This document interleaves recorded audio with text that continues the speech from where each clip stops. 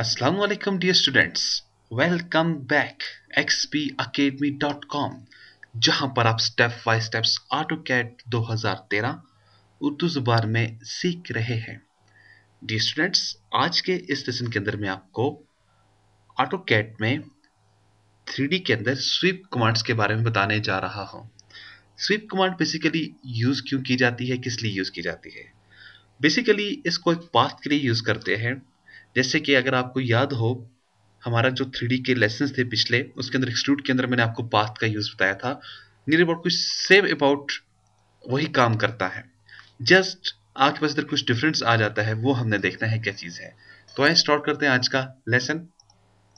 मैं अपने पास AutoCAD file को ओपन कर देता हूं और मैं आपको यही बता देता हूं, अगर आपको इन वीडियोस की कंप्लीट डीवीडी कलेक्शन चाहिए, कॉल करें हमें 0343901779 पे या 0347943001 पर हमें कॉल कर सकते हैं।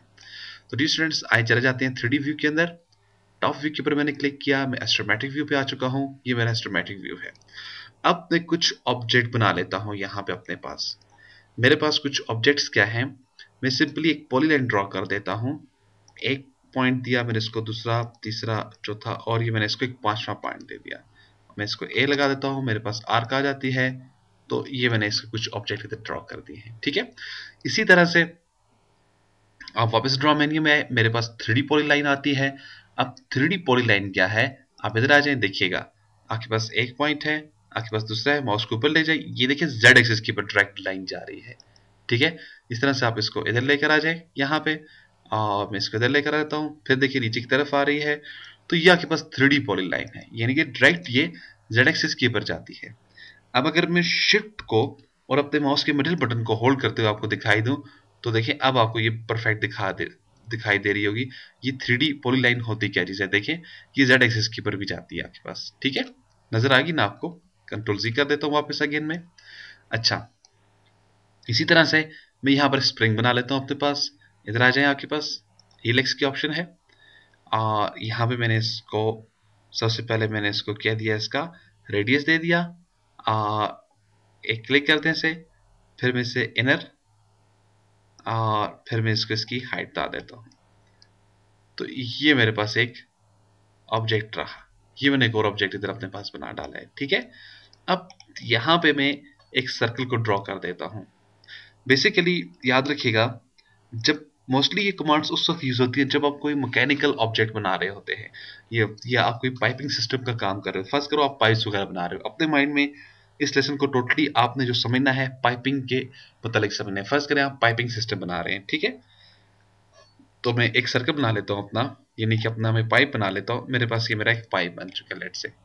अब इनमें से एक ऑब्जेक्ट को 90 पे होना मस्ट है, तो मैं सर्कल को ले आता हूँ, मैंने इसको सिलेक्ट किया, इसे एंटर कर देता हूँ, और मैं यहाँ से इसके रेड एरिया यानी कि एक्स एक्सिस की वैल्यू ले लेता हूँ। यहाँ पे मैं क्लिक कर देता हूँ, तो मेरे पास देखें ये आ गया है यहाँ पे। इसको मैं रोटेट कर देता हूँ सिंपली, आर और रोटेट यानी कि 2D रोटेट।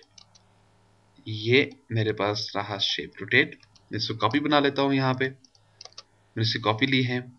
मैं एक क्लिक यहाँ पे कर देता हूँ, दूसरा क्लिक यहाँ पे कर देता हूँ, और तीसरा क्लिक मैं यहाँ पे कर देता हूँ। तो ये मैंने ऑब्जेक्ट अपना बना डाला यहाँ पे। ठीक है, अब देखते हैं हम। आप इधर चले जाएं एक्सट्रूड के अंदर। यहाँ पे क्या था, आपने इसको सिलेक्शन दे दी है। ठीक है, एंटर कर दें। ठीक है, और पास लगा दें। पास लगाने के बाद क्लिक कर दें, जो आपकी बात होगी डेफिनेटली आप इसको शेड दे दें। यहाँ पे जाके मैं व्यूज की तरह गया और मैं इसे शेड दे देता हूँ, उसी शेड के ऊपर मेरे पास मेरा ऑब्जेक्ट बना हुआ आ जाएगा। ठीक है, अगेन दूसरा ऑब्जेक्ट है, इधर आ जाएं, सिलेक्शन दे दें, इसे एंटर कर दें, पाथ पे चले जाएं और पाथ पे क्लिक कर डालें। देखिए इधर भी आपके पास मूव कर जाता है ये ऑब्जेक्ट।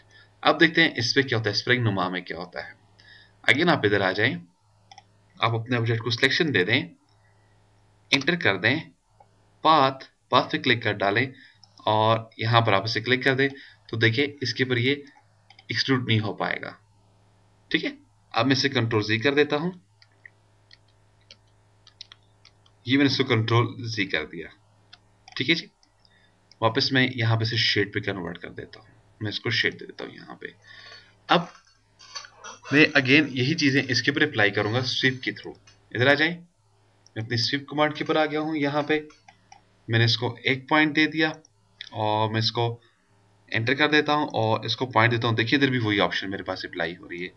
अब जो डिफरेंट आएगा आपके पास वो कहां पर आने वाला है, यहां पे आने वाला है। मैं इसकी कॉपी ले लेता हूं, मैंने इसकी कॉपी ले ली है और मैं इधर पीछे चला जाता हूं यहाँ पे। अब डिफरेंट क्या है वो, आप इधर आ जाएं अगेन, आप स्वीप की पर चले जाएं, एक पॉइंट एंटर कर दें और इसको आप इसकी पाथ डिफाइन कर दें। मैंने उसकी पाथ के ऊपर क्लिक किया तो देखें अब यहाँ पर परफेक्ट शेप बन चुकी है। तो ये वो चीज थी जो पीछे की लेसन्स में नहीं हो रही थी हमसे, ठीक है। यानी कि जो भी हमने स्टेप उठाया पीछे वाला, उसके जरिए मेरे पास कन्वर्ट होकर नहीं आ रही थी। अब इसी तरह से मैं इसको वापस कंट्रोल सी कर देता हूँ। यहाँ पर मैं आपको कुछ एक्स्ट्रा चीज बताना चाहूंगा। फर्स्ट करें, आप पाइप बना रहे हो, आपने इसको मूव किया और यही पाइप आपके पास आगे कंटिन्यू आ रहा है। आप इसको 3D में भी कन्वर्ट, यानी कि 3D में भी बनाकर ऊपर ला सकते हैं। बहरहाल मैं इधर आपको बताना चाह रहा हूँ। अब अगर आप इसको ज्वाइन कर देते हो, जैसे कि मैंने आपको बताया था हमारे पास इधर एक ज्वाइन की ऑप्शन है, आप मॉडिफाइड के ऊपर आ जाए और ये ज्वाइन आपके पास आ गया यहाँ पे, ये रहा ज्वाइन, ठीक है। आप इसे एक क्लिक कर दें और इसे दूसरा क्लिक कर दें, एंटर कर दें। अब आप इसे क्लिक करें, आप देखिए वन टू ऑल आपके पास एक ही ऑब्जेक्ट है। तो आए इसके ऊपर एक्सट्रूड अप्लाई करते हैं, जो कि पहले इसके ऊपर हो रहा था। मैं इसके ऊपर इधर चला जाता हूँ पास, यहाँ पर आ जाए, एक्सट्रूड के ऊपर आ जाते हैं। मैंने इसको एक पॉइंट दे दिया और मैं इसको दूसरा पॉइंट दे देता हूँ। सॉरी, मैंने इसको एक पॉइंट दे दिया, एंटर किया और मैं इसको पाथ दे देता हूँ। अब पाथ हम देते हैं इस ऑब्जेक्ट को, क्या देखते हैं इस ऑब्जेक्ट को ये पाथ ले पाएगा, तो इसने इस ऑब्जेक्ट को पाथ नहीं ले पाया। हत्ता कि अगर आप इसे देखें ये फुली आपके पास सिलेक्टेड है एंड तक, ठीक है।